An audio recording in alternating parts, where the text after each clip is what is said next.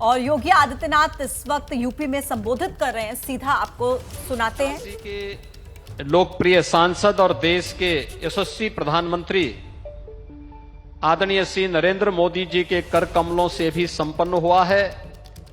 इस अवसर पर काशीवासियों की ओर से, प्रदेशवासियों की ओर से और स्वरवेद महामंदिर धाम परिवार के से जुड़े हुए सभी श्रद्धालु जनों की ओर से मैं आदरणीय प्रधानमंत्री जी का हृदय से स्वागत करता हूं, अभिनंदन करता हूं।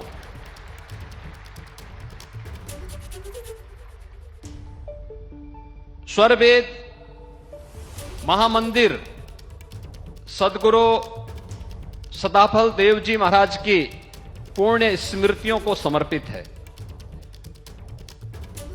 100 वर्ष पहले उन्होंने विहंगम योग की जिस साधना के लिए संत समाज की स्थापना की थी,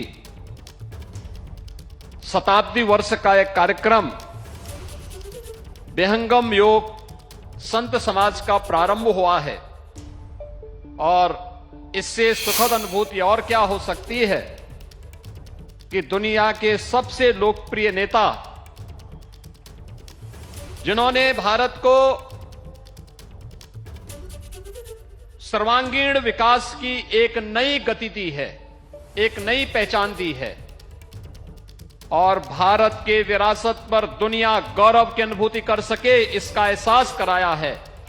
आज ऐसे यशस्वी प्रधानमंत्री जी के कर कमलों से मंदिर का, इस धाम का लोकार्पण का कार्यक्रम संपन्न हुआ है।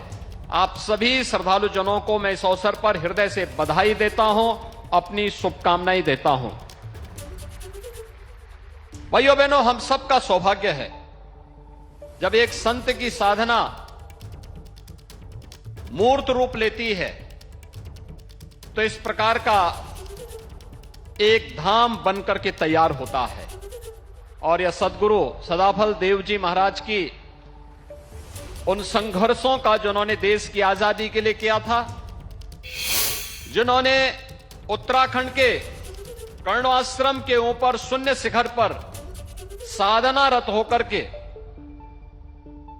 आध्यात्मिक जगत की अनुभूतियों के माध्यम से भारत की आध्यात्मिक ज्ञान की परंपरा को, वेद और उपनिषदों के उस परंपरा को बहुत सरल और सहज भाषा में अपने अनुयायियों और भक्तों के लिए स्वरवेद के माध्यम से प्रस्तुत किया।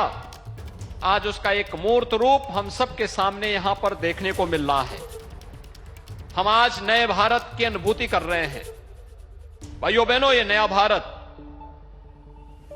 जो नया भारत आज आदरणीय प्रधानमंत्री जी के नेतृत्व में दुनिया का मार्गदर्शन कर रहा है, अपनी विरासत पर गौरव की अनुभूति कर रहा है। काशी में, काशी विश्वनाथ धाम में पिछले 1 वर्ष के अंदर 13 करोड़ से अधिक श्रद्धालुओं का आना, देश और दुनिया के श्रद्धालुओं और अनुयायियों का आना, पूरा देश की ओर भारत की विरासत पर योग की परंपरा हो या जिस कुंभ में 1954 में सदगुरु सदाफल देव जी महाराज ने